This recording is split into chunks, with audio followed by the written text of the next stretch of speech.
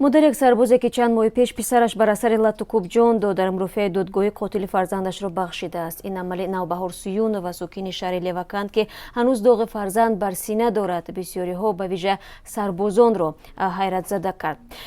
محسن خوجا سلطانوف که برای قتل حسن کریمов از سوی دادگاه به 10 سال زندان محکوم شد در مرافعه گفته است که پس از ادای مهلت جزا این زن را پرستاری خواهد کرد.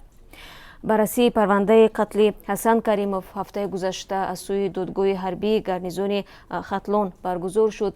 عبدالرشید یوسف زاده دادستان نظامی ولایت ختلان روز 4 ایون در صحبت به رادیو زاده گفت که محسن خوجا سلطانوف بر اساس 2 ماده کدکس جنایی یعنی رساندن ضرر وزنین به سلامتی و ویران کردن آیین‌نامه متهم دانسته شد.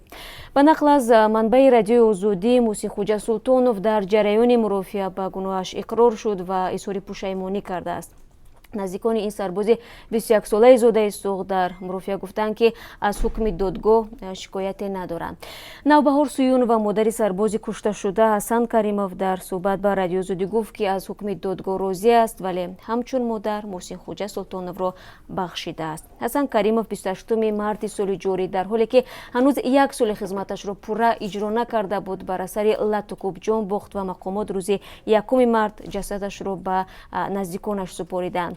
حادثه در یکی از قسم‌های نظامی گواردی ملی تاجیکستان واقع در شهر نورک که سربازان اساساً مسئولیت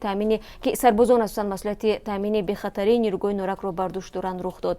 در پی حادثه مقامات انتظامی در شهر نورک گفتند که در زمینه مرگ حسن کریمov 2 سرباز گمانبر میشوند ولی حالا در نهایت تنها 1 نفر به حیث گمانبر به کرسی جوابگری نشست.